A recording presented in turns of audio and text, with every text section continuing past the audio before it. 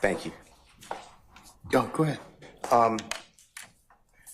The way I understand my constitutional obligations, pursuant to the 6th and 14th Amendments of the United States Constitution, the corresponding sections of the Georgia Constitution, I'm required to make a full and complete statement to the court. For the record, and if God forbid this goes up on appeal for the appellate courts or another tribunal, commission, or administrative body, I was told, based upon information and belief, that when we arrived at 8:30, 9 o'clock today, we did not come into your courtroom until almost 11:30. And what I found out just recently, this is not waived, is that supposedly in chambers, this honorable court reporter at times, honorable court at times, district attorney or district attorneys from the DA's office, as well as investigators, sheriff deputies, Mr. Copeland and his counsel met together. None of the defense team, to my knowledge, was aware that this was going on. It was told, based upon information belief, that it was told to the district attorneys that Mr. Copeland intended to plead the Fifth Amendment. Then I was told, based upon information belief, that Adrian Love, the lawyer for Mr. Copeland, and this court were together, and Ms. Love made representations that John Melnick supposedly spoke with some attorneys for the accused and wrote an email to Ms. Love, to Adrian Love, stating that Mr. Melnick does not represent the witness, and that Mr. Melnick wrote an email saying F you, and then somehow that email was CC'd to me. That never... Mr. Steele, can I interrupt you just a second? I'm kind of disturbed because that's ex parte. All that was an ex parte conversation. How did you find out about any of that? Well, I'm disturbed too. And the reason I'm asking you a question. How did you find out about it? I'm going to answer you the question. Okay. Scuttle, if you look at SCUDDER versus State, which is 298 Georgia, 438, it's Division 2, 782 Southeast 2D 638, 2016. Our highest court says when a court meets, because Mr. Copeland comes in, meets with the court supposedly made statements, which I assume is somewhat accurate based upon what you just said. We're entitled, Mr. Williams and every other person wrongly charged here is entitled under the Georgia Constitution to be present. That's a critical stage. It's just like when you meet with me and you and Mr. Adams meet with me and others have met with me. It's those are ex parte for a lot of different other reasons, but I will certainly note that for purposes of record. Well, I'm going forward. What I was told was that Mr. Copeland said... And you haven't answered my question yet. I'm not going to answer that question. You're not? No, I will not answer that question. Why will you not answer that question? Because I want to make sure that what I say is accurate, and I'm not trying to... No. I'm asking you, how did you get this information? I'm not telling the court. What I'm saying is based upon information... Okay, well, listen, if you don't tell me how you got this information, then you and I are going to have some problems. We can have this... I have problems right now. Okay, I know. Look, I don't want to know about your problems, okay, at this point in time. All I'm asking you at this point in time is, how did you come upon this information?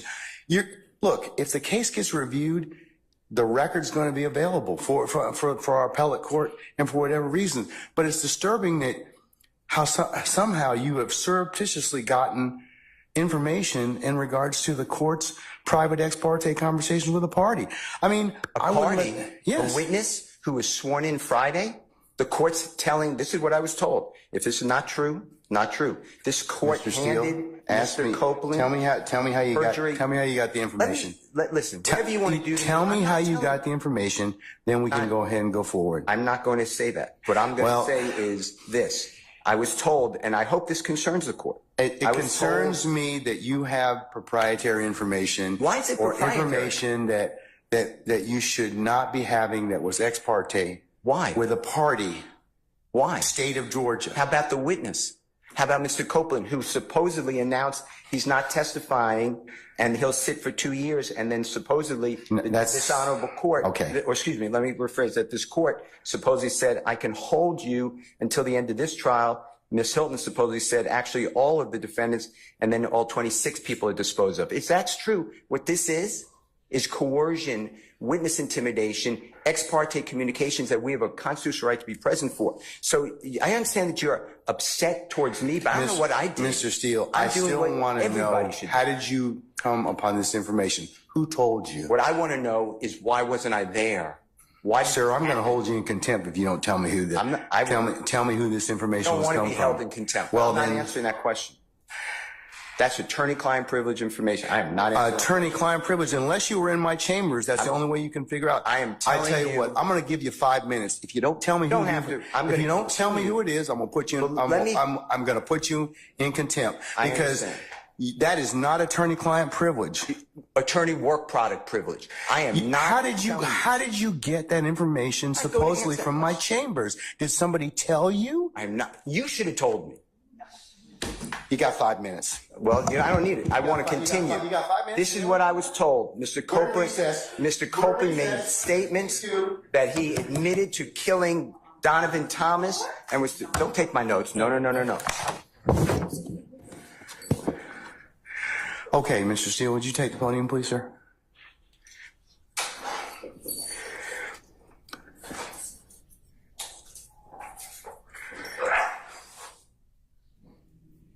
All right.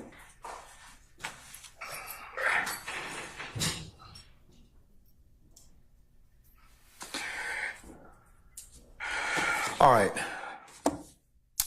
Mr. Steele, before I recessed, I asked you, how did you get this information? And it is not covered by work product. There's only one way you could have gotten it. So I'm going to ask you again. And I respect that. And it gives me no joy. But as you know, Georgia Rule of Professional Conduct, please check me. Rule 1.6, comment 5 reads, and this is what I have.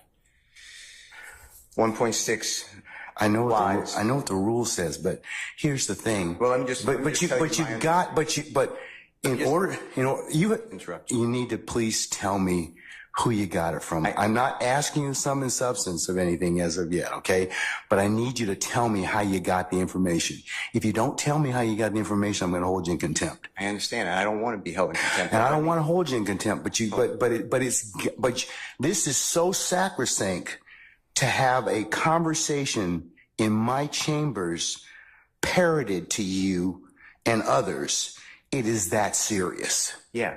And that's why I raise it. It is that serious that we should have been there, and it shouldn't have happened. Sir, that's a whole separate issue. And that's why ex parte conversations are recorded. Why would it be ex parte?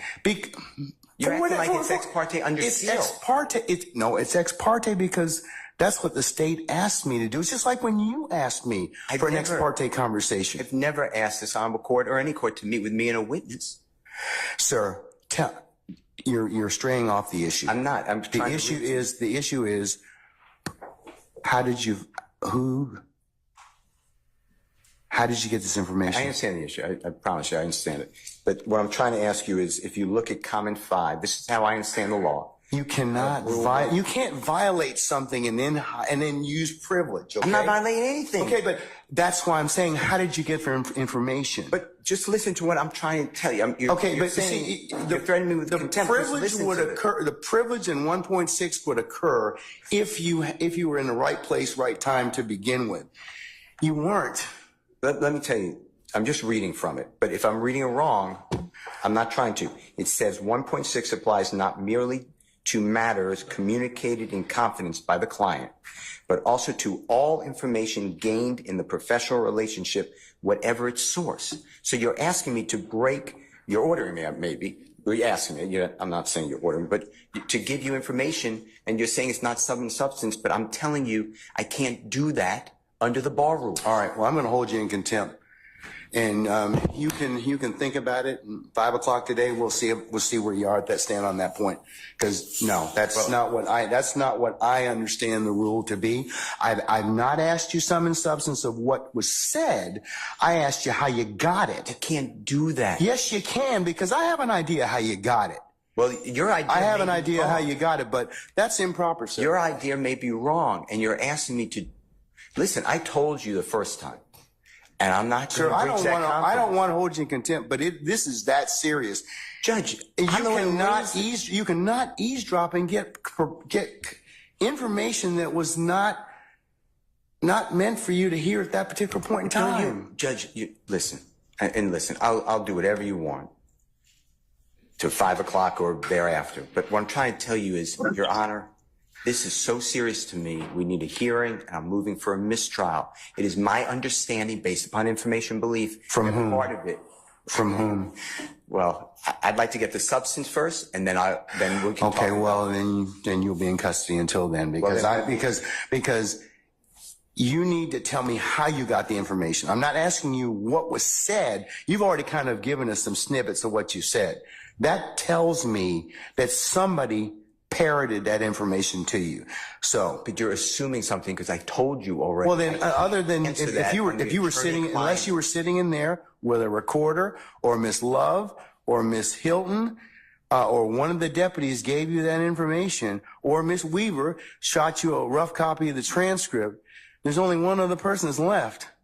Well, Your Honor. And if that person gave you that information or shared that information with you, she probably violated privilege. Well, let me tell you two things. One, I don't know how that is a privileged communication. It shouldn't have been. Well, it's because she has a client she's supposed to represent. Who are you talking about? But anyways, I'm not going to have a... When I got this information... I'm not going to have any further conversation with you about this. I want to know, the question still remains. I want to know who gave you the information?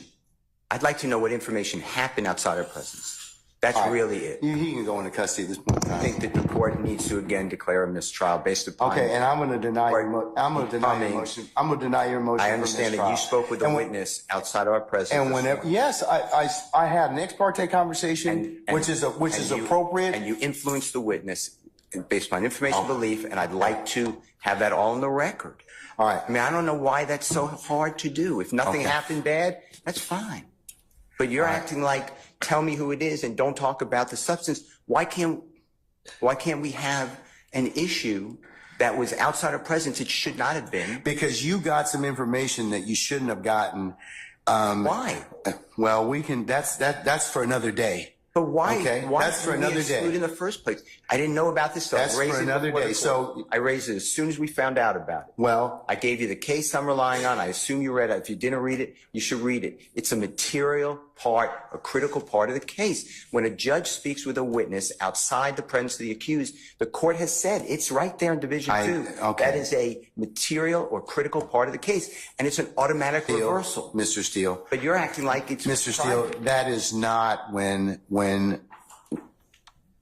that is not the case when somebody discloses information in a ex parte conversation that one of the parties lawfully asked me to hold. You're not supposed to have communication with a witness who's been sworn.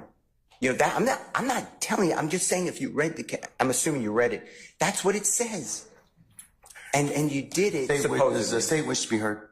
You said it supposedly. Yes, Your Honor. And what I'm trying to get to is why did that happen outside of presence? And I need to have I'm respectfully requesting the transcript that you mentioned to be given to us so we could really understand it. And then anything that was not on the transcript, if anything, that we understand what happened outside our presence. Okay. And now you have put it where somehow I have to reveal, and I told you the first time, I'd be breaching 1.6. And I know you're assuming something. I don't think you're breaching 1.6. You can't hide behind 1.6. I'm not hiding behind anything. You can't hide behind, yeah, but the thing is, I think you got this information. Somebody disclosed it to you, and that's the only way you could have gotten it. What I got. Because unless you're sitting there, you're eavesdropping. So you can't use something ordinarily that you had no business getting to begin with, and then stand on, well, hey, we didn't give you the information, or that a party didn't give you the information. So, Your Honor, but that's the issue, isn't it? Well, why aren't we entitled to that leads to be told. But right now, we don't know why we were excluded from that. Mr. Steele, and I want that information because Mr. Williams' constitutional right on the Georgia Constitution. Just stop at this point in time, because Article 1, Section 1, because you already said that. You've already the said Georgia that. Constitution, and we have the right to be present. All right, Mr. And we're not waiving anything. Yes. Ma'am? Ms. Love?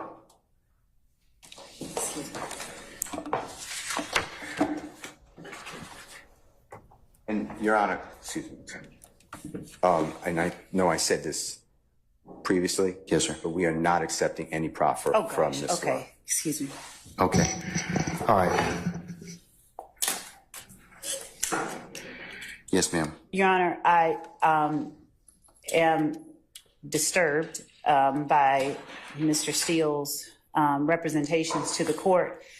The court has inquired. We have no way of knowing what it is or who it was that disclosed information that was contained within an ex parte conversation. Not only was there an ex parte communication between that we requested as a state to be on record with the court, but there was communication made, I believe, to a person and his lawyer.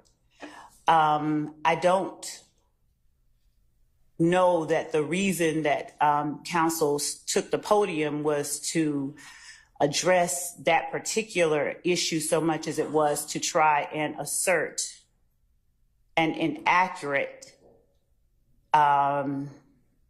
what he calls fact, and put it out there in the open as if it were true.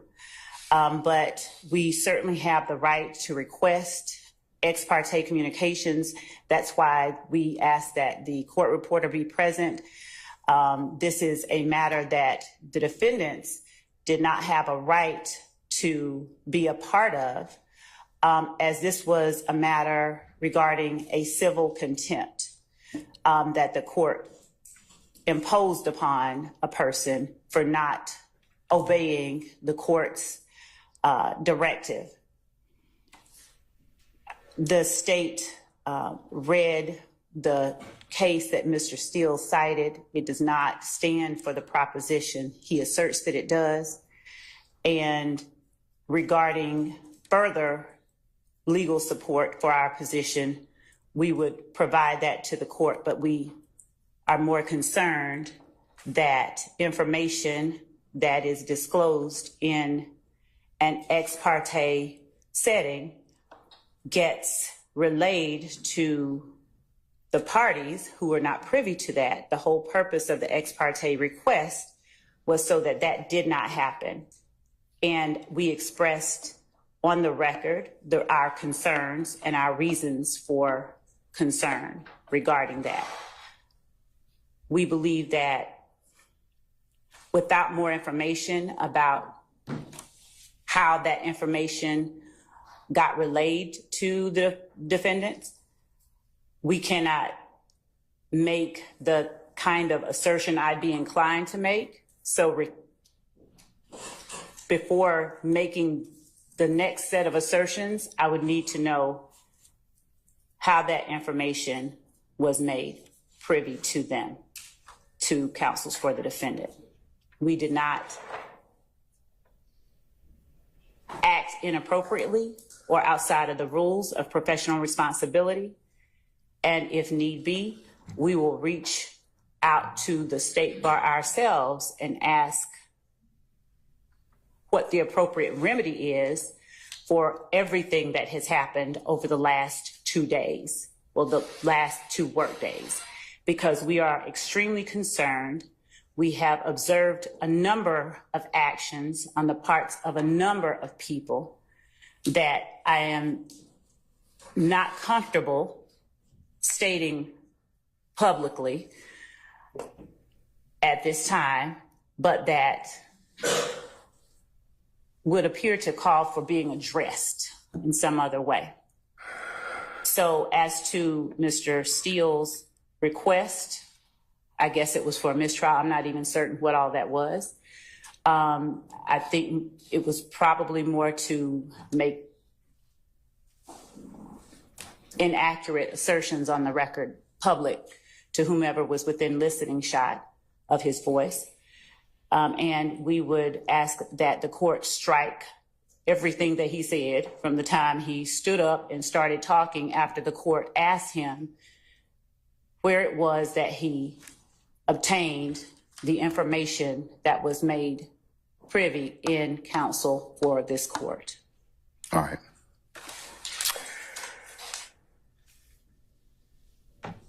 And regarding Rule 1.6, Your Honor, we read 1.6 as standing there. 1.6 in no way shields Mr. Steele's answer that the court requested he give. Rule 1.6 has to do with attorney-client privilege, and that is information that Mr. Steele obtained from his client regarding whatever matters. I don't know if the information was leaked to his client from someone who was in chambers, or if the information was leaked directly to Mr. Steele. In either event, it is concerning and in no way falls under the protections of Rule 1.6. If the court would allow me a moment. All right.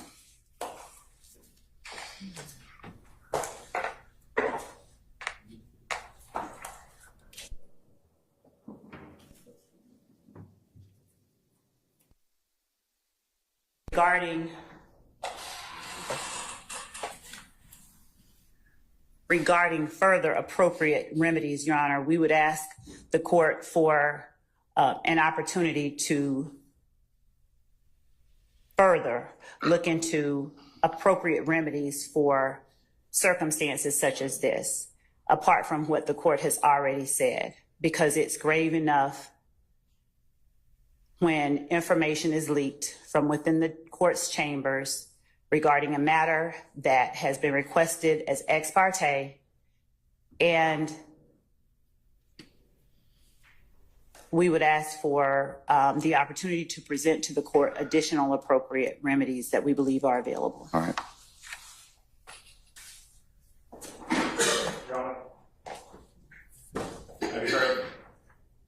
Sure. And Your Honor, also, unless it's Mr. Adams representing Mr. Steele in the capacity as someone who has been held in contempt, Mr. Steele just argued whatever it is that they are trying to argue based on information we believe illegally obtained from the court's chambers. I represent Mr. Williams, and my statements are in regards to my representation of Mr. Williams. All right. He has two attorneys. Okay, yeah, he does, but The court, now having found Mr. Steele in contempt, if the court continues in that position, that leaves Mr. Williams represented, at least at this juncture, by myself. That puts me in a position of making sure the court is aware that I'm in receipt of the same information that Mr. Steele received. I'm of the same opinion that the court has engaged in behavior that I believe compromises and corrupts the continuation of this trial. I do believe that we are entitled to and should receive a copy of the transcript so that a full investigation can be made as to what we believe has occurred here. And so I take the same position as Mr. Steele. I am asking for a mistrial, as he did previously, and I'm telling the court that I do not believe that we can proceed at this point based upon the information that we've received. all right. So, And frankly, I don't believe the state has any say in that. My statements are in regards to my representation of Mr. Williams, and if Mr. Steele is going to be held in contempt, I have exactly the same position. I also do not. well, believe I asked him, so I didn't ask you. Yeah. So, but I'll leave it at that. Okay.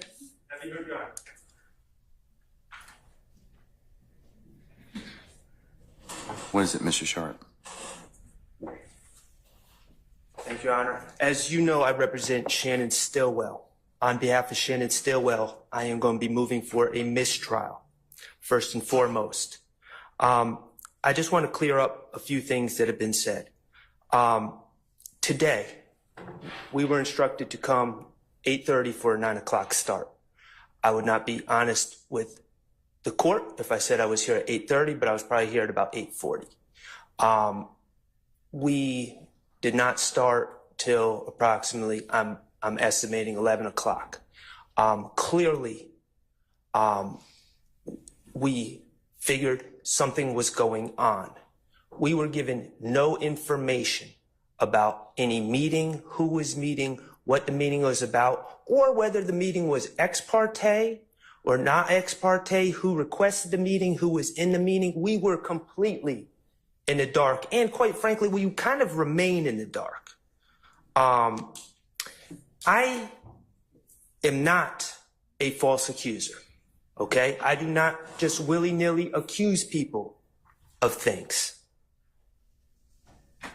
So I'm not going to throw out spurious allegations like the ones that have been thrown at me over the past couple days that are absurd. But I will say, Your Honor, what I do know is just based on what we've heard over the last 20 minutes, it appears there was a meeting that I knew nothing about that involved Your Honor, the district attorneys, and a witness who had been sworn in. My client was not given an opportunity to be present at this critical stage. This was a critical stage in this trial. That error is a foundational structural error in this case, and it is the cause for an immediate mistrial. Additionally, Your Honor, I believe that this meeting, again, I'm going to ask for the transcript and I'm going to ask for the recordings as well, should they exist.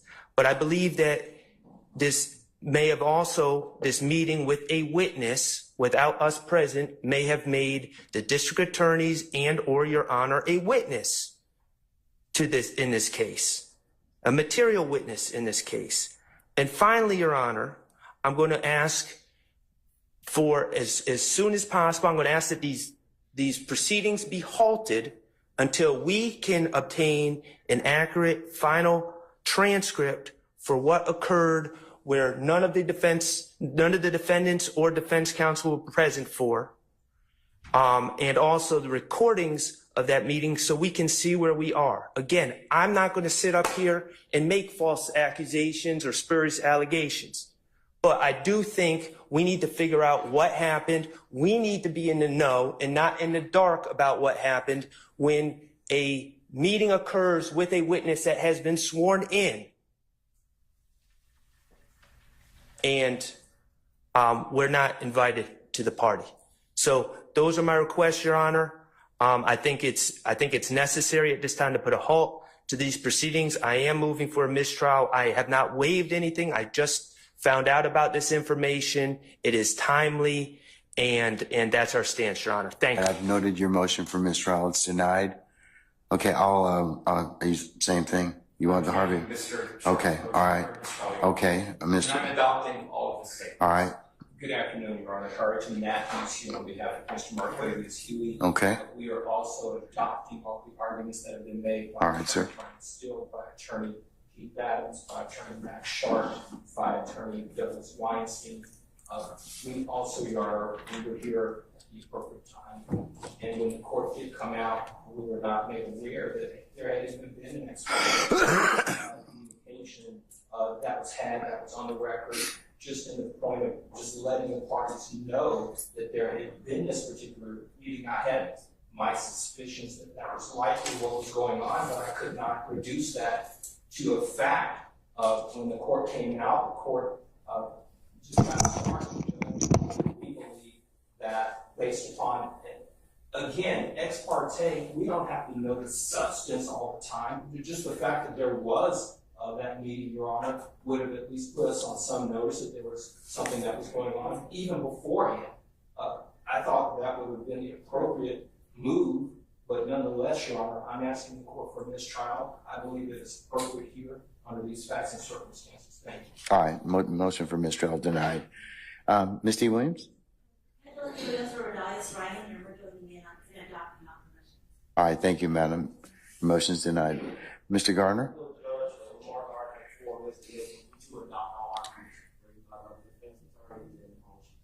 Okay, so noted. All right.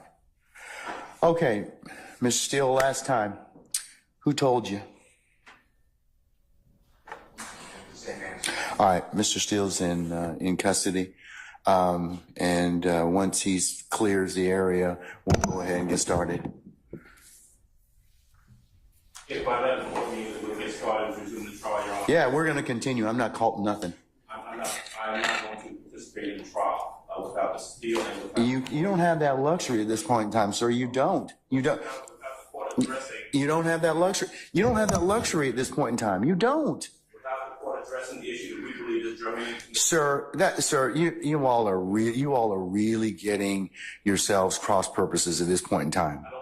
I don't believe so. Sir, I'm telling you, you are at this point in time. You made some things out of nothing. I think that you're on very precarious ground at this point in time. So I'm telling you at this point in time, he's in custody. We're going to go ahead and start. You can represent Mr. Williams. That's okay. That's fine. I'll take up the other stuff as needed, but I'm not going to take it up right now. I will not. Say again? Respectfully, I will not. I cannot. And Sir, you have to. feel as though I can properly represent Mr. Williams Well, until you, the issue is you're going to have to do the best you can at this point in time, because you don't get to extort the court. That's what you're attempting to do at this point in time. Sir, yes, you are. What you're trying to do is, I'm not going forward if I don't get this. You know, it doesn't work that way, Mr. Adams. And I'm telling you at this point in time, I would just kind of govern yourself accordingly. Sir, I'm telling you, as the court, under these particular circumstances, everything will come out as it should. I don't think, sir, I don't have enough information at this point in time to address it. I don't. But I'm telling you at this point in time, there is nothing that was given, said, whatever, this morning that. If there is any accuracy to some of the information that we are. But sir, I don't even know. Your co-counsel won't even tell me who said whatever. Okay. And the challenge I'm having in this particular circumstance is that is such a violation of the sacrosanctness of the court's chambers and an ex parte conversation. You're just glossing over that. You're glossing over that in its entirety. No. Mr. Williams' rights. It's not, sir. Sir. Is not. That's not what happened. That's not what happened. That's not what happened. I'm just telling you, that's not what happened. Judge, respectfully, we are not obligated to simply accept that there's been no violation. We believe that there has been, and the only. Okay, well then no, we're not doing that at this point in time. So you'll have a choice to make. All right, take Mr. Steele into custody, please.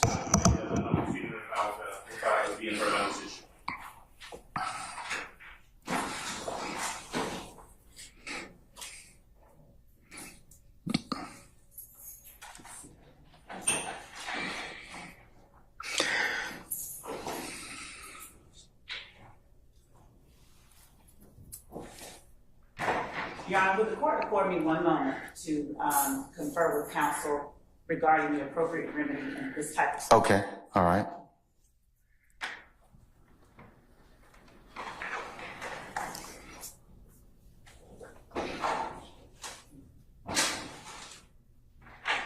May I say one thing, Your Honor? Yes, sir, you certainly may. Mr. Williams does not wish to go forward without me being here. You are removing me against his will, my will. You're taking away his right to counsel. And you're conducting material parts of this trial without me present, and I can't learn about it by watching online. So for that reason, additionally, I ask for a mistrial. And I assume you deny, but I'd like you to deny our motions for mistrial. Tried your motion, but I'll certainly take that under advisement, sir.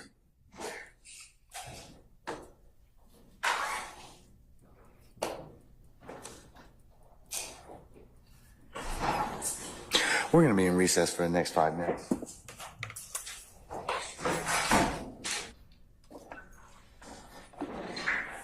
Your Honor, Mr. Adams is present.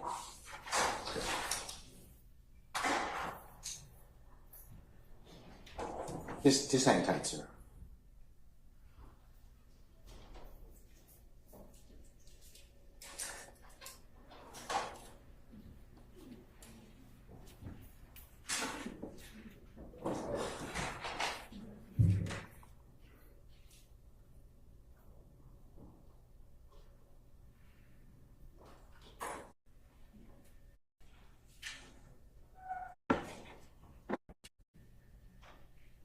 first.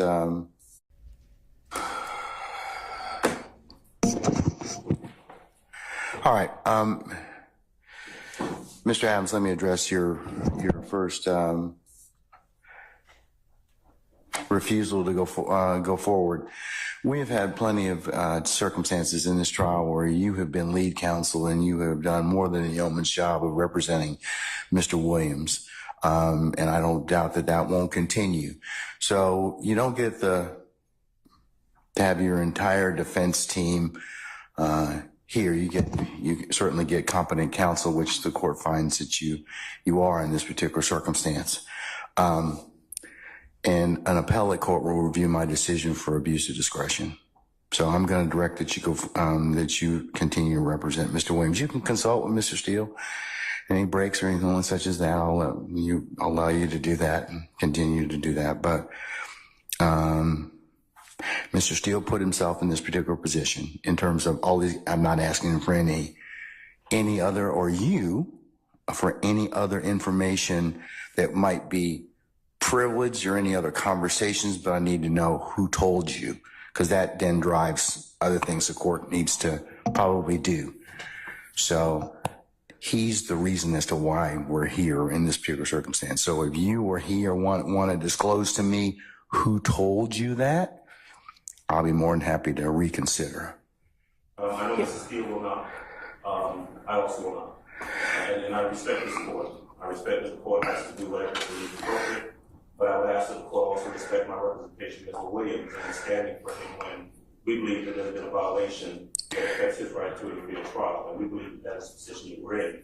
And I would respectfully decline the court's order of continue forward.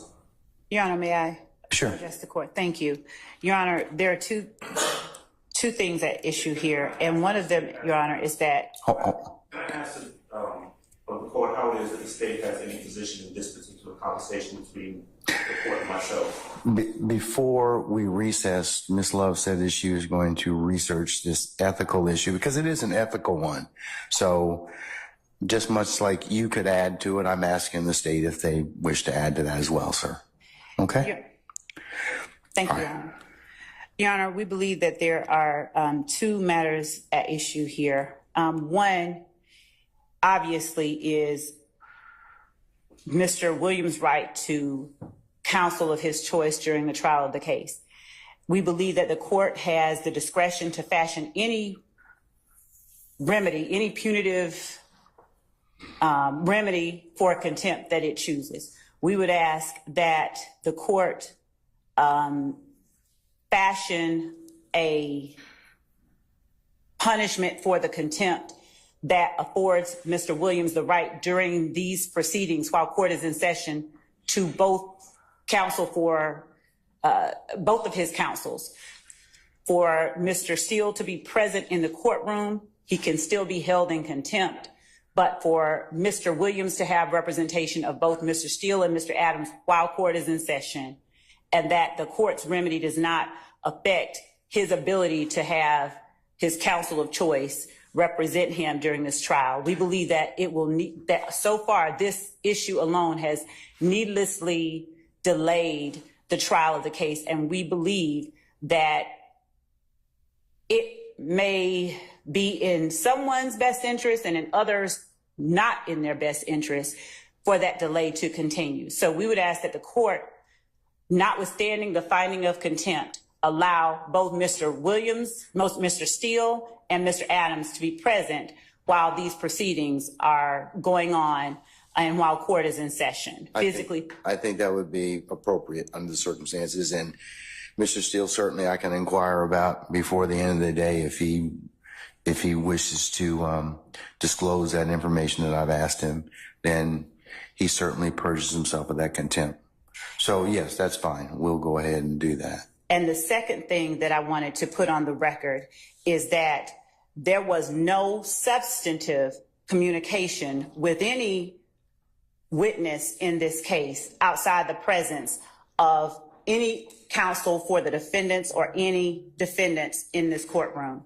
The matter, Your Honor, if I may finish, the the matter that the state requested an ex parte audience with the court regarding was a matter to which no one to my right was a party. It was a civil contempt matter, and the parties towards that civil contempt, the state, which moved the court to compel someone to do a thing, the court compelled, and the state said, Your Honor, we're asking if the court, if they don't comply, that the court hold that person in contempt. That was a civil contempt matter. Nothing substantive was discussed. Everything was recorded, and the representations made, at least by persons who were present to the state, is that when questioned or queried about it, is that that person was told or asked whether things occurred, and that that person relayed that no substantive communication took place during that meeting. So that is the second matter. And first and foremost, we just ask that the court, again, allow both counsels for Mr. Williams to be present when court is in session so that we don't delay these proceedings further. All right. That's fair enough. Thank you. Okay. Your Honor, Mr. Sharp? the ability for the state to paint themselves as the victim constantly in these matters is unbelievable. We are the aggrieved party. Sir, we can't hear you. My client, Shannon Stillwell, and these other young men sitting here as defendants are the aggrieved parties. We were not present. I would like to reiterate. But here's the problem. Here's the Your Honor, can I just Mr. Sharp. Here's the challenge. You got the information in a way that was not lawful to begin with, sir. That doesn't alleviate the information or make it less valid or invalid. So, because we record these conversations so that they can be reviewed later. We didn't have any conversations that were not recorded. And if you heard of other conversations that were made, I don't know how you would have gotten them otherwise, because somebody had to tell you. Okay, well, all that's great. And like I said, if and when the case gets reviewed, an appellate court will make those decisions. But at this point, my client is the aggrieved party. He was not present. If that violated his Sixth Amendment right to be present. Okay, and that's your argument. Sir, that's your argument. That's your argument? One other thing, Your Honor. That's your argument. All I'm asking for is some sunlight. Some sunlight to come over these proceedings. Sir, this is not an open meeting. This is not a sunlight situation. Release the transcript and then we can see, because we do not accept Ms. Love's representation. Okay, you don't accept the court's representation? I'm telling you. Like the transcript. I'm telling you at this point in time, when the case is reviewed on appeal, if I am wrong, then certainly the appellate court can tell me, and certainly there are other bodies in Georgia that certainly my conduct can be reviewed by. But at this point, I'm telling you that's the sum and substance of it. We are trying this case right now to win this case. We are not playing for an appeal. We would like a fair shot at this case right now. We would like the transcripts. We all know that the appellate process in this case is probably going to take decades. Okay. Well, So at this point, I'm, like I said, I need to have a little bit more information in order for me to kind of make some other decisions in this case. I'm not saying that you may or may not get that information, but at this point, there was nothing that was improper about in the ex parte conversations. The court's more concerned about is the disclosure. So, and I understand the court's concerned, but as the counsel for Mr. Stillwell, my concern is the meeting that he was not allowed to be present for. okay, all right. Thank you, sir. Are you going to repeat the same thing again? Oh, let's try not to, because the Harvey rule's in effect. I understand everyone's opinion at this point in time. Judge, the only thing I want to say, and to not be repetitive, but on Friday, Your Honor, this particular witness came in, he pled the fifth, his lawyer was present. His lawyer stated to Your Honor that he had spoken to his witness, his client, and he stated that the witness indicated that on Monday he will also be saying that he will plead the 5th. And then, Your Honor, there was a 2-3 hour span this morning, and then he comes on and he says, I'm going to testify. That's why I believe, on behalf of Mr. Huey, that the transcript is important. Okay. Thank you, sir. All right. Let's get Mr. Steele out, please. You can tell him to put his tie back on.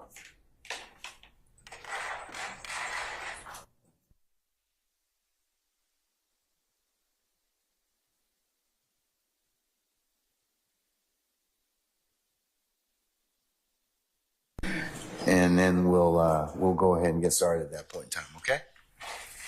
In the interest of your representation, continued representation of Mr. Williams,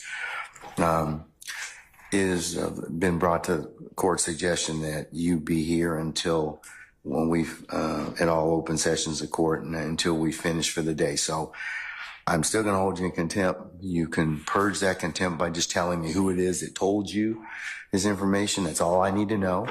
But at the end of today, I'll ask you that question again today. We did not take up any business in your absence, other than Mr. Adams eloquently saying that he was not going to go forward without having you present with him. So, and him not wanting to divulge who the information came from either. So, with that, sir, we're going to go ahead and continue. All right. Ask a question. Yes, sir. Did the court order the transcript that we can see it and have a hearing and call witnesses? No, I'm not gonna order the transcript as of yet, because if the case should be reviewed, the appellate court will have that particular ability to do that. I don't believe at this point in time it is the court's understanding of the ex parte conversation that the disclosure is the more troublesome remedy. If I did something wrong, then certainly that can be reviewed. But I'm not at this point in time going to release any of the transcript in terms of what may be disclosed or that was said in Chambers ex parte at this point. Well, I was told, based upon information and belief, that it would affect this witness's testimony in front of the jury, because I was told, based upon information and belief, that depending upon how the day goes, he may go home or not, depending upon his testimony. I'd like to know what that's about. I don't know, Mr. Steele. I don't know. I mean, that's why I would like to know who it is that told you or disclosed this information from Chambers, because I don't know if this person even had, if that conversation was even had within my presence or hearing. I don't. So I would like to have a hearing with the court as a witness, with the DAs as a witness, with the deputies as a witness, with Mr. Copeland as a witness, with his counsel as a witness, court reporter, transcript. And Judge, I'm not trying to be harmful. Mr. Steele, I think that you're running a very thin professional responsibility line. I don't think you have cover at this point in time. I think you're blowing your coverage at this point, because I do think that somebody told you some things that violate privilege. What privilege? Attorney-client privilege. So, I mean, but that's beside the point at this point in time. We're not going to argue about that right now. I just need, the way you purge your contempt is that you just tell me who told you this. I'm not asking you what was said. But you're indicating what was said. Yes. I want to know who told it to you. And I'm making it based upon information. But I need to know who it is, because that's critical for the court taking remedial steps at this point in time. You're holding me in contempt. No. Yeah, I'm holding you in contempt because you won't tell me who. How could something, I'm not trying to be obstruction, but how could something be attorney-client privilege if it happened before the court? Well, because if somebody's a represented party and they disclose the information that to you all as parties in this case, that could be a problem. That could be a problem. I don't. I mean, like I said, I don't know what was said to you. I don't. I'm trying to get out. That's improper at this point in time. Why? Because you are telling the court conversations that you are privy to in my chambers that I know you weren't present. But the court was present. That's what I'm trying to say. That doesn't make a difference, but you got information that you shouldn't have had. And then you can't, and then you turn around and you say, well, the court did something wrong and that we should be entitled to have the transcript. You all have contorted and perverted that particular process. You really have. What I said was it is a material part of the trial. It's not, well. Has a right to be at, and I'd like to exercise. It would be just like if you all in the past have had ex parte conversations with the court. And I won't say about for what. You and Mr. Adams and others. That is your right. And that little period or that little conclave of discussion with the court protects you and protects the system. It's recorded and taken down. So if it needs to be reviewed later, it gets reviewed. But you have made something out of it that where I'm kind of at a disadvantage at this point in time. So, because I didn't invite you into that particular proceeding, and I don't think you had the right to be there. Well, all I know is what I told you, and there's more. Okay, well. There's a witness testifying who met with the court and the DAs. That doesn't concern us? Your Honor, Meaning the defense?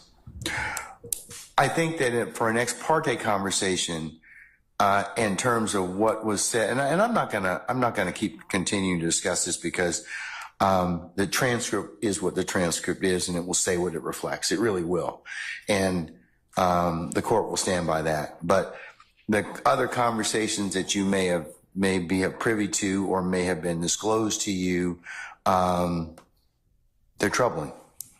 They are.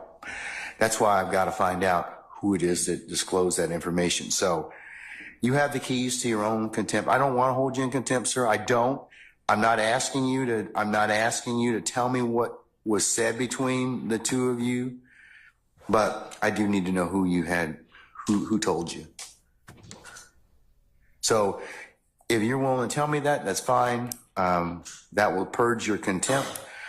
If you don't want to, then, I'll unfortunately have to look at and waiting to get that information. So you can let me know.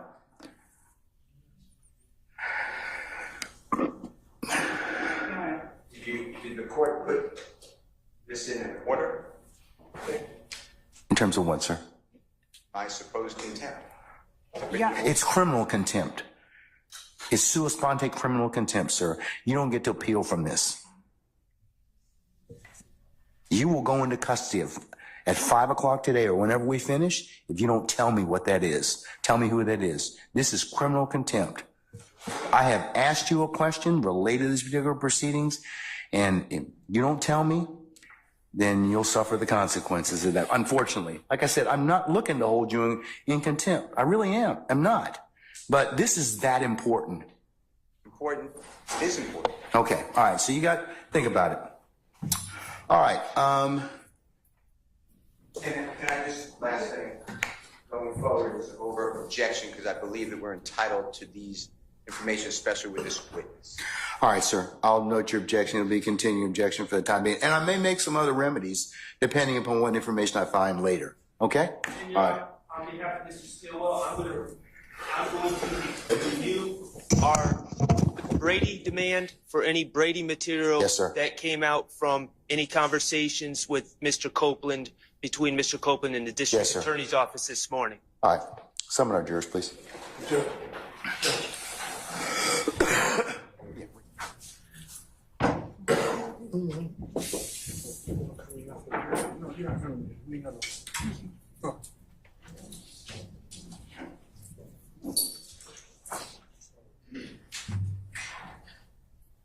Excuse me.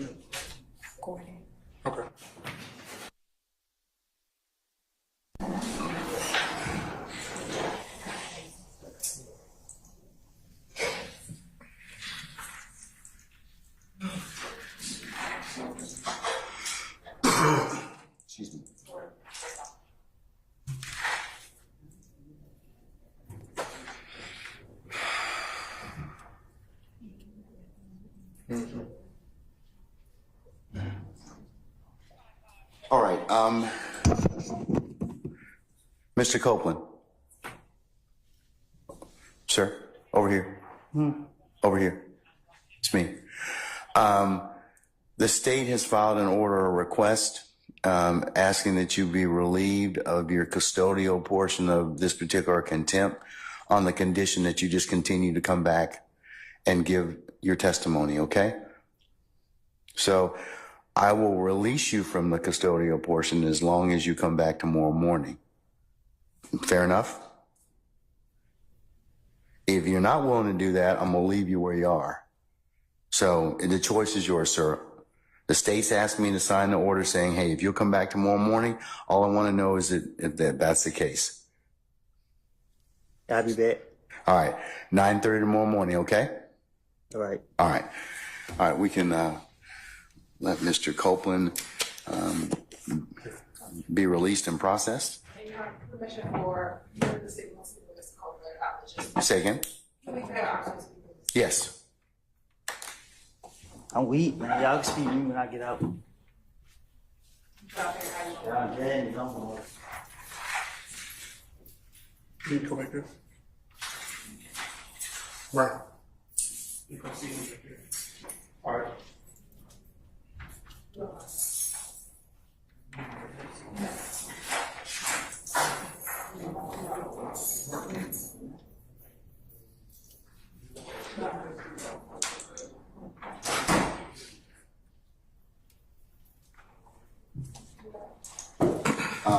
That order, I'll go ahead and sign it, and I'll also make a copy of it as the next court's exhibit in order, and we'll e-file it this evening, okay? All right.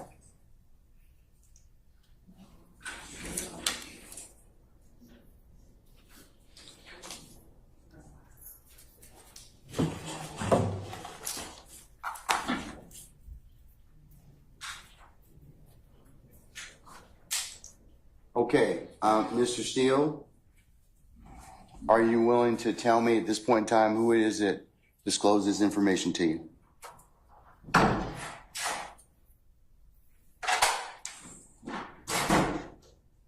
Unbeknownst to me, Gactyl is here, but they're not being allowed into your courtroom. I presume they're outside. So I'll wait on them to come in.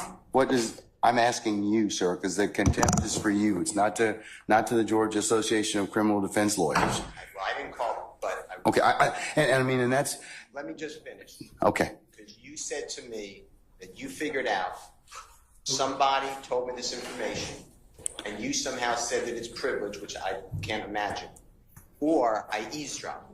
So to me, eavesdropping is a Title 16 crime. So they brought down lawyers. So they brought down lawyers. The lawyers are not allowed into your courtroom. It's not on. No, we just. Or they're not in your courtroom. We just don't have any space, Mr. Steele. And plus, they're welcome to go to 8H. I mean, I told Sergeant Ingram that we can let in as many as we possibly can, that we'll fill up our benches at this point in time, that won't violate our security protocols, but that 8H is available. And 8H then has to have a right to counsel because they're here, and I'm not going to. Do you have an attorney that's here for you, sir? Sure. Ashley Merchant is here. She's the president. Okay, all right. Well, we'll let Ms. Merchant in. Defense. That's fine. Ashley Merchant. Yeah, Ashley Merchant. Ashley Merchant, yes. Right, Ashley Merchant is present. All right. Ms. Merchant, good to see you as usual. I have told your client, you represent Mr. Steele, is that correct? Yes. For the purposes of the contempt. I've entered the order. I've entered the contempt already. I'm entering the order. I'm about to enter the order. I've held him in contempt earlier from today's proceeding by him not telling me who it is he got this information from. I'm not asking him for any of the sum and substance of the communication. He's been disclosing that, however, and that's why I kind of want to know who told him that. So if he tells me who it is that disclosed that to him, he will be able to purge himself of that contempt, and he's done. That's the only thing I'm asking for at this point in time.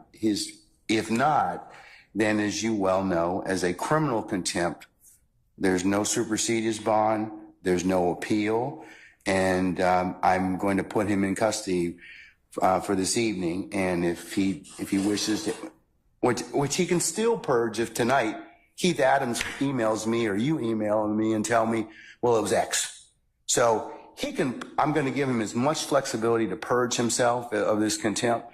Only thing I want is, because of the way this information was disclosed, it is troubling to the court, and is very, since it was a ex parte communication.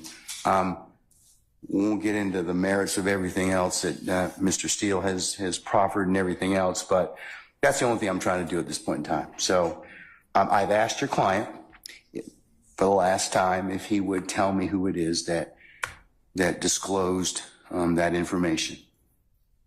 Judge, can you come up to the microphone? Sorry. Please. Where would you like this? Microphone, it'll pick up, madam. That'd be great. Thank you so much. Just for the record, Ashley Merchant. Which one? It'll turn green. Yeah, it'll turn green. Yes, ma'am. Is it on now? Yes. Okay, great. Thank you. Judge, just for the record, is it criminal contempt that you held him in? Yes, ma'am. Okay, and you said you had a hearing earlier today. With criminal contempt, I told him what the contempt was, and that was he refused to tell, order of the court. If counsel, as you know, if the court orders you to do something and you don't, that's criminal contempt. So I've asked him several times, please just tell me who it is that told you.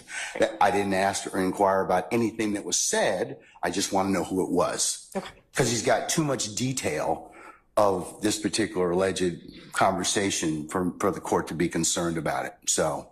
And Judge, since it is a criminal contempt, he is entitled to due process. He's entitled to a hearing, entitled to an actual show cause, entitled to the allegations actually written, entitled to a witness list. We're entitled to present our own witness list. And notice of that. Criminal contempt is different. It is on the spot. So he's gotten the due process he's going to get. That's on the spot.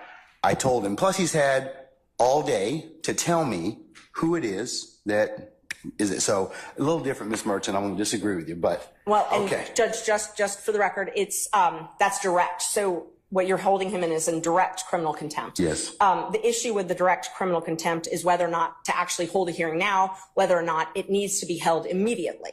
And the problem is, if you hold him in direct criminal contempt, as you're saying that you did, you are a witness to that proceeding. And so it has to be referred to another judge. Doesn't require recusal. You actually have to sua sponte send it to another judge because you're a witness to the proceeding. Show me the case law that says that, Ms. Yes, Merchant. it is Henry McClarty. It's 152 Georgia App 399.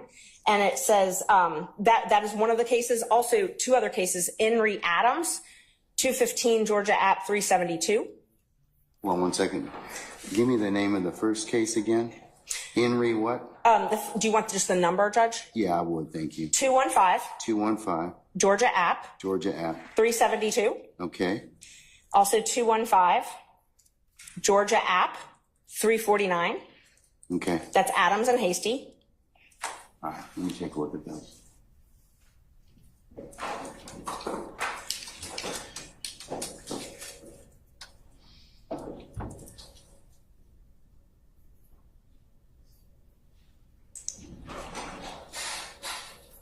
You have anything a little more current than 1994? Hasty is 94. Unfortunately, contempt of attorneys is not a common proceeding, so most of the cases are a little bit older.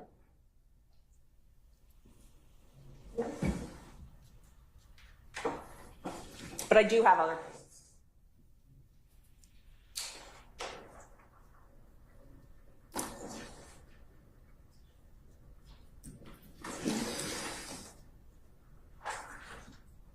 And Judge, I'm not the only one here. There's quite a few other lawyers that want to be present in the court. There's about 20, 25. The challenge is I have space allocations, as I told you. So you can, like I said, since you are representing him, that's fine. He told us, Mr. Steele told us that.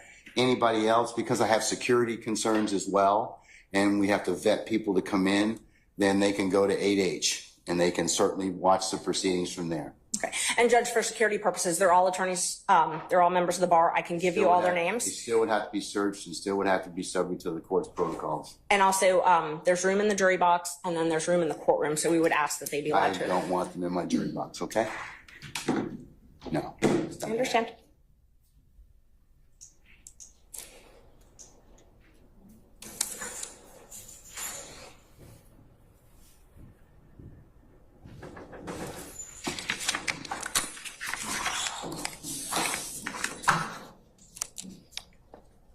May one additional attorney come in, then Alex Susser.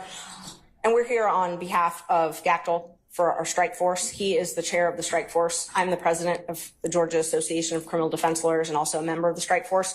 So can he come in as another attorney co-counsel? Yeah, I certainly may, sure. Great. Alex Susser.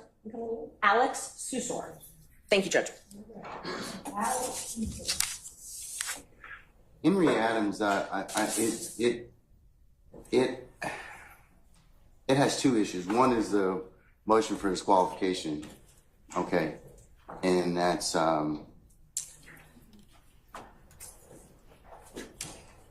I think the judge went ahead and did some other things that caused there to be that issue presented. So I don't think Adam. I'm gonna take a look at the other case. That was Henry Adams. That was 215 Georgia 372. I'm gonna Yes. look at the other case just a second. And there's several others when you're ready.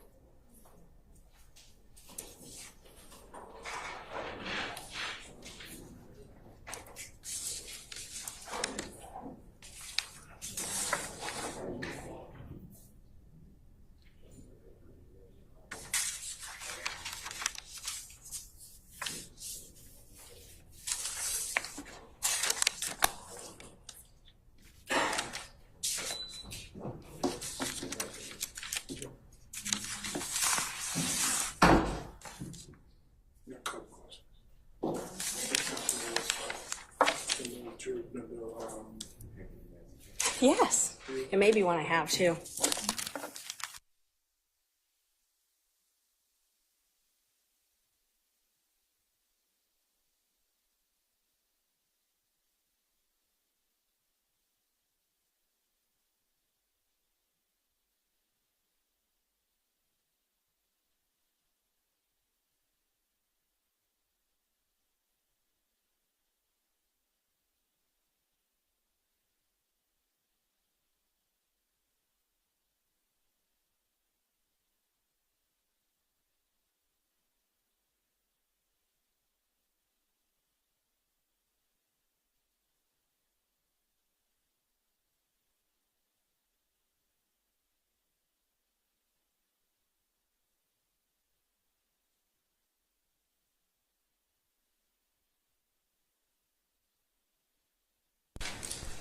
Hasty's conduct didn't rise to a level that necessitates warrant summary contempt by the court. That's the difference with Hasty than in this particular case. So And I distinguish your two cases that you've given me thus far.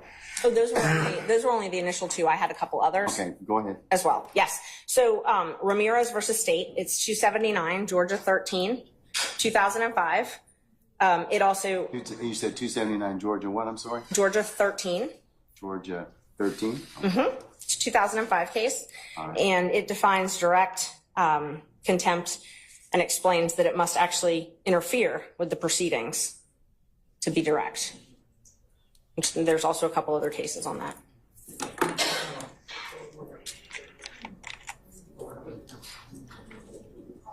See, but you all are covering under, let me see. I'm sorry, Judge? Hold on. Just a second. Pardon me.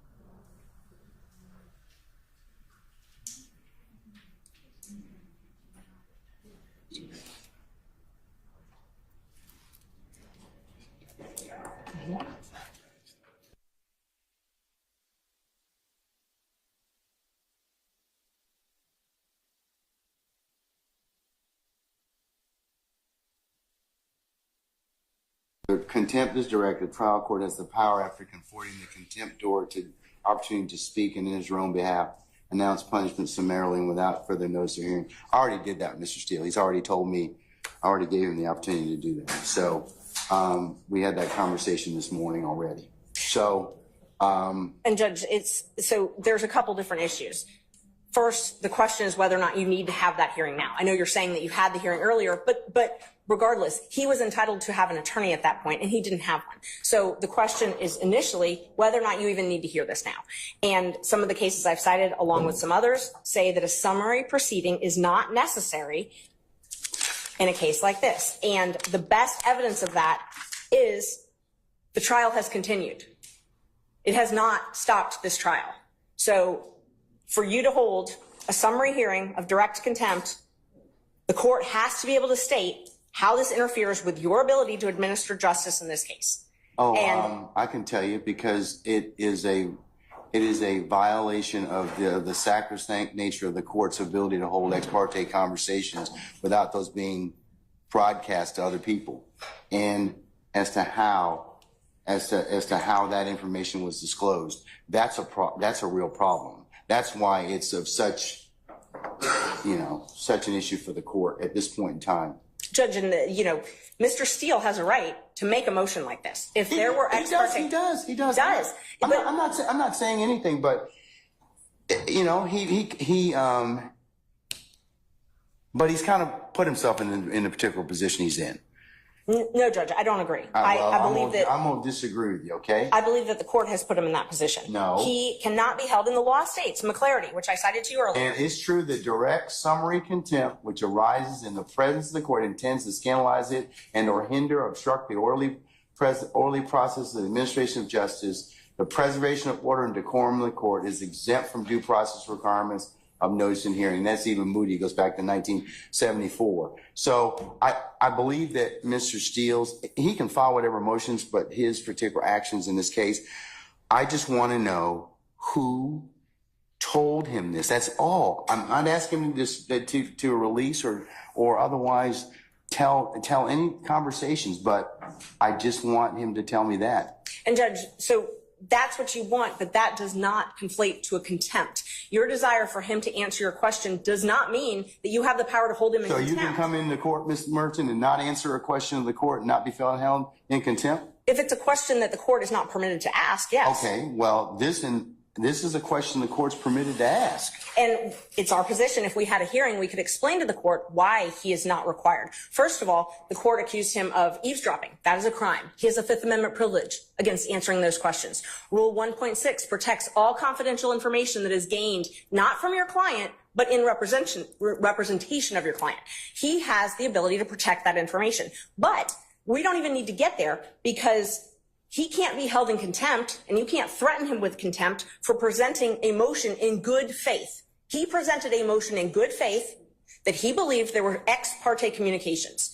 You are a witness to that, because it's my understanding that you were part of those ex parte communications. They can't be ex parte if you aren't part of them, by nature. Okay. Well, you have to be involved. Therefore, you have to be a witness. So you are a witness. You cannot also but you got the information. But here's the thing. You got the information allegedly from an improper methodology. I'm not saying that he eavesdropped. Okay, I said that one of the things is it's either one of two ways. He either eavesdropped, which I don't believe he did at all. I don't believe that for a minute. But I do believe that somebody did tell him what was the sum and substance of the court's conversations, and that would not be permissible. Judge, let's just back up for a second. He makes a motion because he has reason to believe that there were ex parte communications made. The court has a duty, if there are ex parte communications made, to alert counsel. He shouldn't have had to learn it from wherever he learned it. I think that he caused that particular circumstance. I think that he had a conversation with somebody and he got some information that he shouldn't have had to begin with. So, Ms. Merchant, I'm of the opinion I'm going to stand on my ruling at this point in time. I'm going to hold him in contempt. So at this point in time, is there anything else you want to tell me? Yes, Judge, there's quite a few other things. So first of all, we would ask for you to be recused from this case because you are a witness necessarily. It cannot be an ex parte proceeding without you being a witness to this. So you are a witness to this proceeding. Therefore, yes, to the contempt. To the contempt. You are a witness to the contempt. So you have now, and if it's criminal, which is what you're saying it is, Mr. Steele is entitled to all the same due process rights that Mr. Williams and every other defendant in this courtroom is entitled to. He's entitled to those. One of those is to have a fair and neutral judge decide his case. One of those is to have a judge who is not also a witness in the proceeding deciding whether or not he's in contempt. This needs to be heard by a different judge.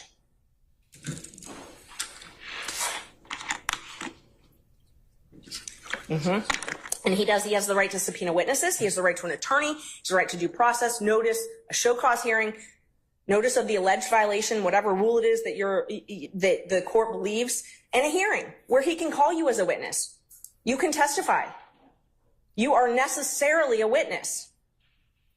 You can't, for it to be ex parte, you have to be a witness. It can't be both ways.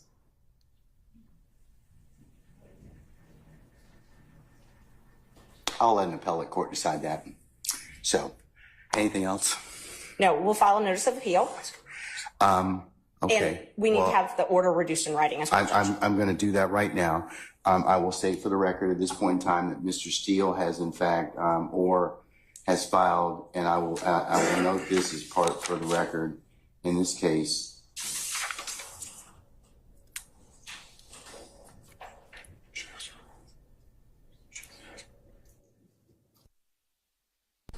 He has filed a motion to set aside the contempt. He's filed a motion for a superseded bond, and he's filed a notice of appeal, all of which I will include as the next court's exhibit in order. But I'm reducing the contempt to writing. And I mentioned earlier, he can purge himself of the contempt just by telling me who it was, and he can do that this evening. He can do it right now. He can do it at any point in time. If not, I'll revisit the circumstance on Friday. And Judge, we would ask that you grant the bond. At this point, grant him a bond on that issue. You don't get a superseded bond on a criminal contempt, though. You can grant him a bond. No, you don't get one on that one. The civil is the one that you can hold him until he complies with the order. And I'm sorry, I think in just the case law on that is in Ray Hughes. Hold on. Right.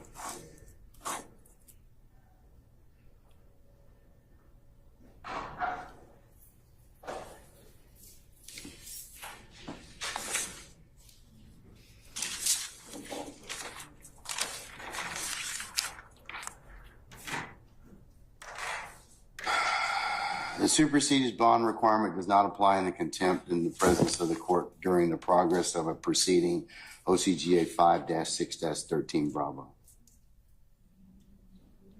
So you don't get a supersedious on that, on a criminal contempt, respectfully.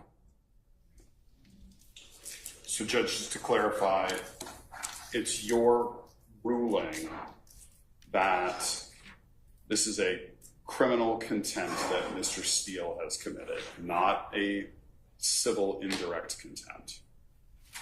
That's correct.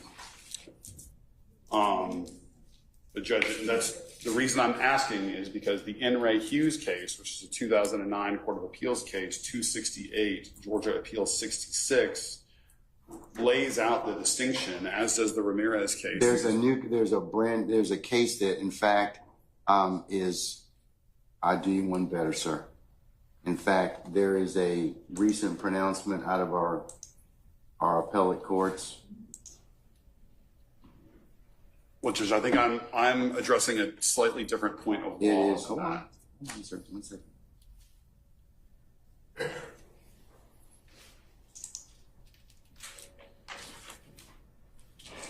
Give you two cases. One is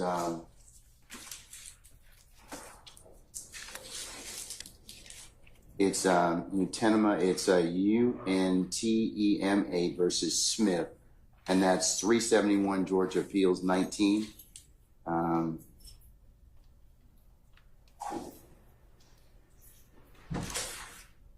which was decided March the 12th of this year. It covers the differences between the types of contempt. And then there's another case that I'd invite your attention to, and that is Henry Syverson. It's Syvertson, and that is 368 Georgia Appeals, Georgia App, I should say, 865. And that was decided July 31st of last year. And Judge, I'd just like to point two things out. The statute that you were citing about the supersedious, it only says it's not mandatory. You still have discretion to grant him a supersedious bond. The other... I'm not going to grant him a supersedious bond. And so you definitely have the discretion to grant him a supersedious bond. The other issue is if it is a criminal contempt and you are finding him guilty of criminal contempt, then we have to have a sentence imposed. Now, civil is where you get to hold him until he complies. No, criminal is where you get to impose a sentence, maximum 20 days and a $1,000 fine. So if you're going to incarcerate him under a criminal contempt, he's got to be sentenced. Well, his contempt is as long as he, when he tells me what the basis of the conversation was, who, I didn't ask what, but he tells me that, then I can certainly, he purges himself of the contempt. Then that's civil, Judge. That's civil contempt. That's civil. Judge, and that's respectfully, I would point you to In Re Hughes, which stands for the same point of law. Civil contempts impose punishment as a means of coercing future compliance with the prior order of the court. Here, the prior order of the court presumably is that you have directed Mr. Steele to answer the question, to disclose the information as to who is his source for knowledge of this ex parte meeting that occurred earlier today.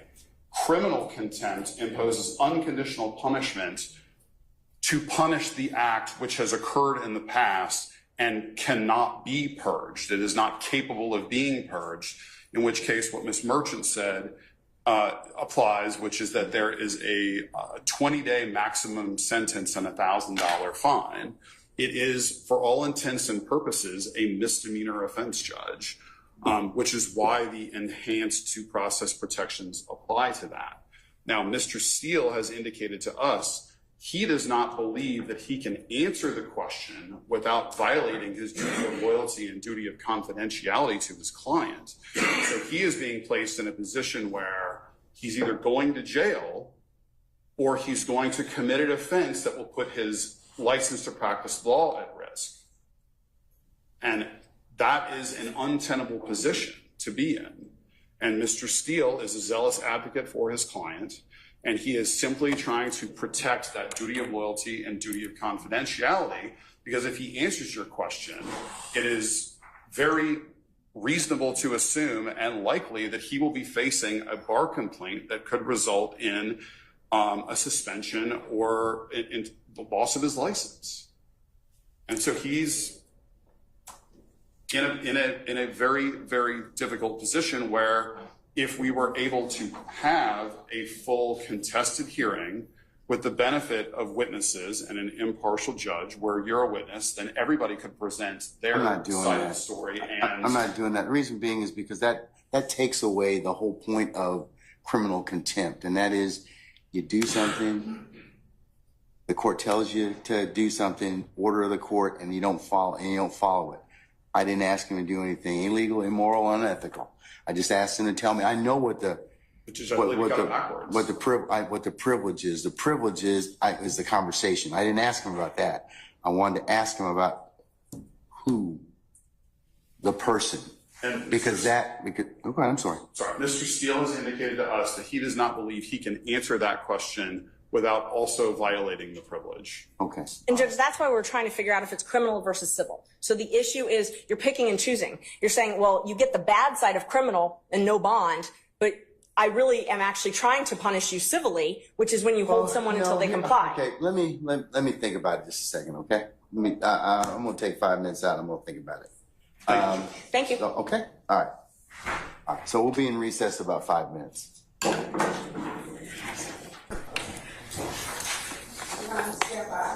All right, thank you, madam.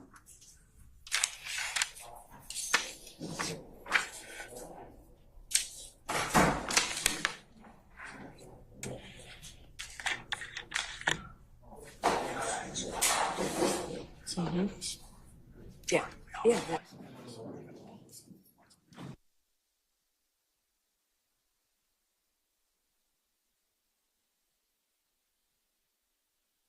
It's what we use in our bonds and stuff.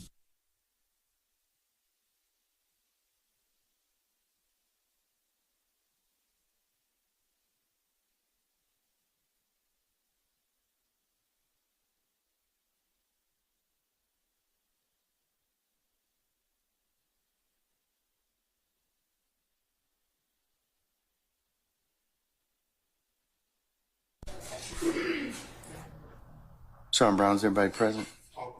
Needs to be present? All right, thank you for your patience, counsels. The court's had an opportunity to reflect, and Mr. Steele, if I could ask you to take the podium, please, as well. Now stand next to your attorneys.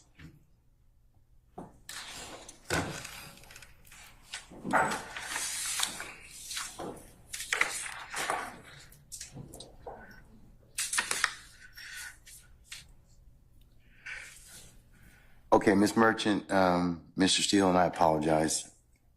Mr. Susar, Judge. One more time? Susar. What, spell your last name for us? Susor, Sierra, Uniform, Sierra, Oscar. You're a good man. Good man. Okay, all right. Okay. All right. Thank you, sir. Okay, Mr. Susar as well. All right, counsels, I've made a clarification or to the order of contempt. Mr. Steele, I am going to hold you under, still hold you in summary criminal contempt pursuant to OCGA 15-1-3, subpart 3, for your failure to comply with my earlier order today. I'm going to order that you be taken into custody, incarcerated at the Fulton County Jail for no more than 20 days for this contempt. Those 20 days consisting of every weekend for the next 10 weekends. And you'll be reporting to 901 Wright Street Northwest, Atlanta, Georgia, 30318 at 7 p.m. on Fridays. You'll be released on 7 p.m. on Sundays. And it's to commence this Friday, June the 14th at 7 p.m. and not to end until Sunday, August the 18th at 2024 at 7 p.m., subject to further order of this court. And that will be entered and e-filed, and you may take whatever steps you and your counsel deem appropriate after that. Okay? Can I ask a question? Sure. I'm going to file a notice of appeal, but for whatever reason that doesn't take, and you don't give a bond, then I'd ask that I can be with Mr. Williams and we work on our case all weekend, for all those weekends. Otherwise, I can't prepare. I speak with Mr. Williams all the time. That's up to you, and sir. I will, sir. If that comes to pass, you have my support. I will talk with our sheriff, and we may be able to make that work. Okay, if that should occur. Okay. All right. Okay. All right.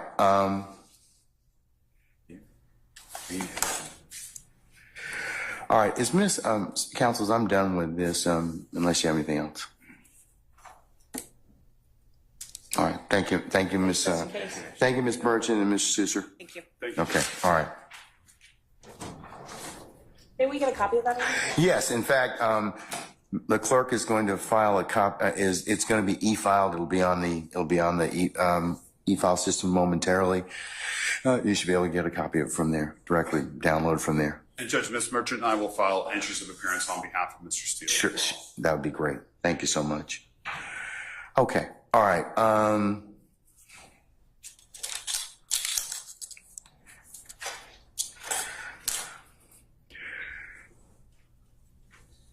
All right, State, is there anything else we need to, or any defendants, is there anything else we need to take up before tomorrow morning?